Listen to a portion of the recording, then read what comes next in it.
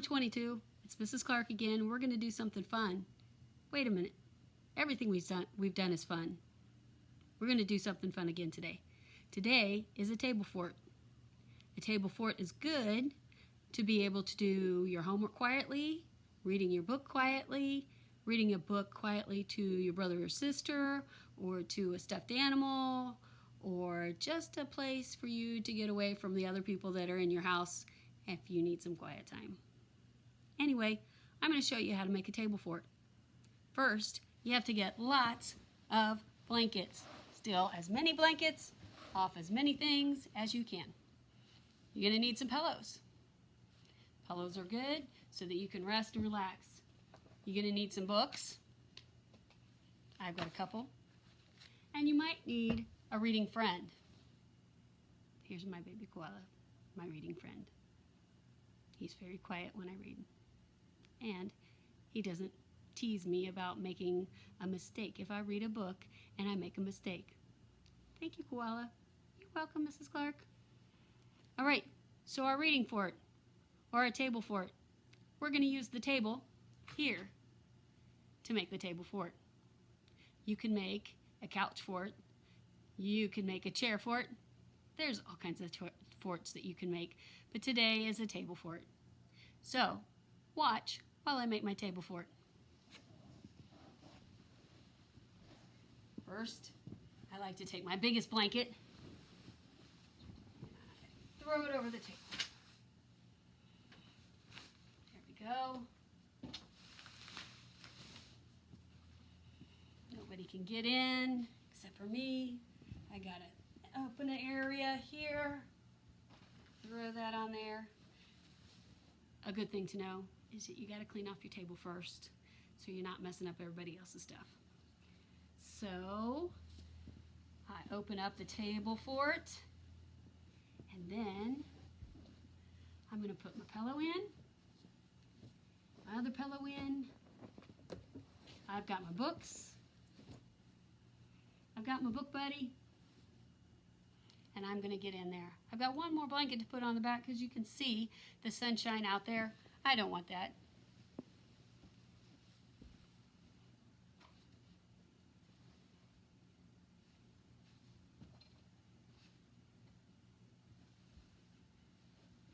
One more for over there. That looks like a good table fort. Now, I probably want some blankets in here. Now, most of the time when you have a table fort, get in here, and you want to close your table fort up, your blanket, like this.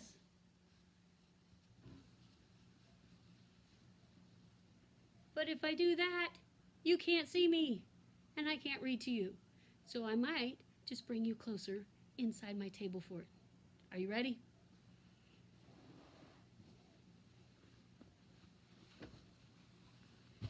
Come into my table fort. And we're going to read a story. Okay. Now, you're in my table fort. You can make up the rules that you want in your table fort. But you're in my table fort, and we don't have any rules other than you can watch my bear. And we're going to read a story today called The Rainbow Fish. And you may have already heard this one before, and that's okay. I like to hear books sometimes several times. All right, Marcus Pfister's The Rainbow Fish.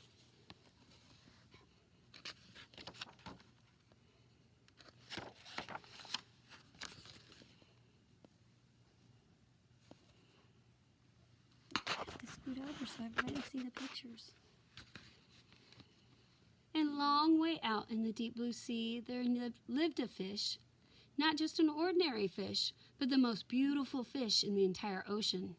His scales were every shade of blue and green and purple, with sparkling silver scales among them.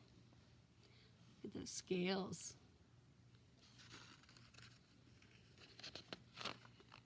The other fish were amazed at his beauty. They called him Rainbow Fish. "Come on, Rainbow Fish," they would call. "Come and play with us." But the Rainbow Fish would just glide past, proud and silent, letting his scales shimmer. Pretty.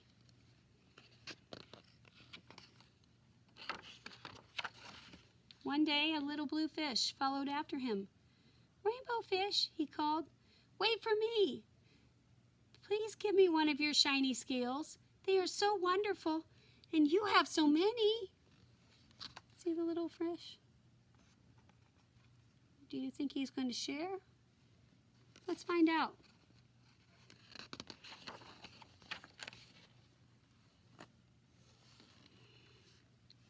"You want me to give you one of my special scales? Who do you think you are?" cried the Rainbow Fish. "Get away from me!" Shocked, the little blue fish swam away. He was so upset, he told all his friends what had happened. From then on, no one would have anything to do with the Rainbow Fish.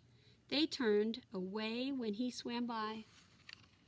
Here's the Rainbow Fish. Do you see the other fish are plain fish?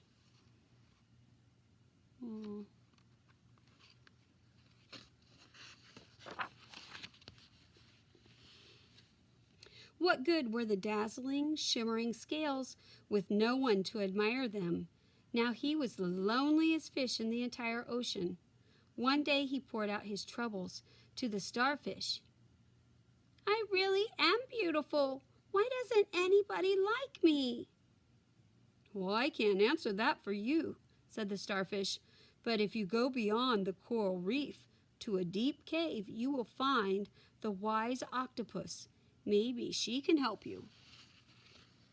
There's the rainbow fish and the starfish. Let's see if they go to the octopus.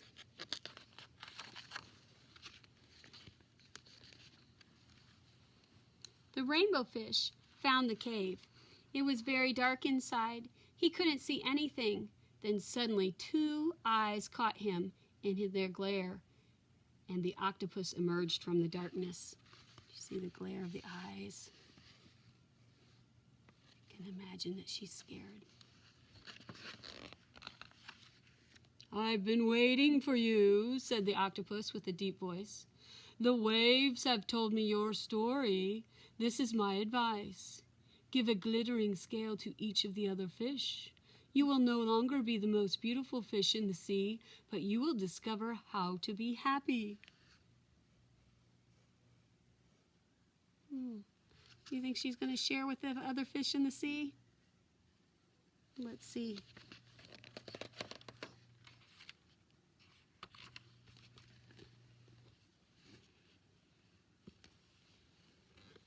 "I can't," the rainbow fish started to say, but the octopus had already disappeared into the dark cloud of ink. "Give away my scales? My beautiful shining scales? Never! How could I ever be happy without them?" Do you think she could be happy without those scales? Do you think she could make other people happy with the scales? Let's find out. There she is. Suddenly, he felt the light touch of a fin. The little blue fish was back. "Rainbow Fish, please don't be angry. I just want one little scale." The rainbow fish wavered. "Only one little very small shimmery scale," he thought. "Well, maybe I wouldn't just miss one."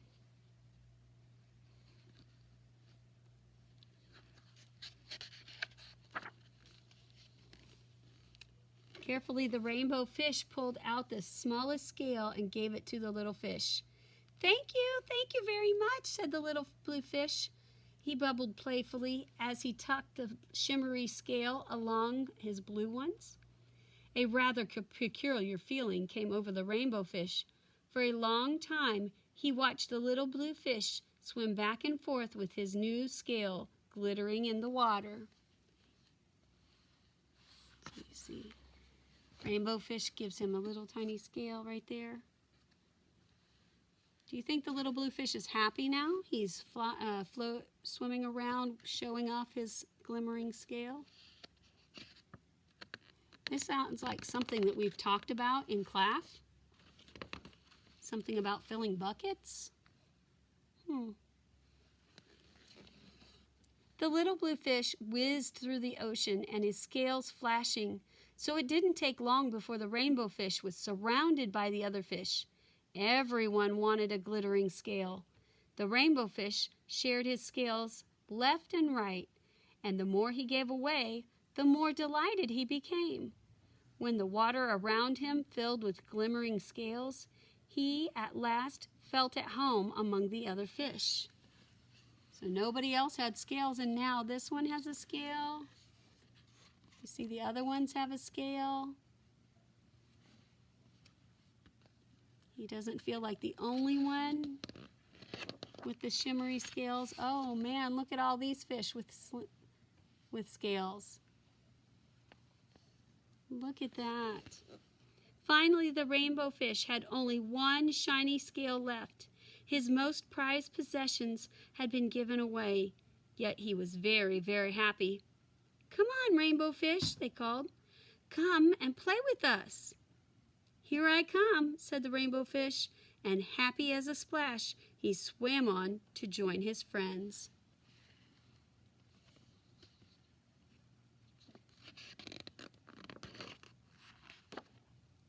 That is the end, and here is the rainbow fish with his one scale glimmering, but now he has all kinds of friends. That is Mark Pfister's rainbow fish in our table fort. Our table fort's so cool. If we want to just sit here and we can read another story, or we can play with our Legos, we could play with our animals. Table forts are cool. Will you make one? All you need are some blankets, a table, or some chairs. You can fold them over the chairs. You need some books, some toys, some pillows. Maybe I take a nap in here. All right, it's nap time today. Night, night, everybody. I love you. Have fun.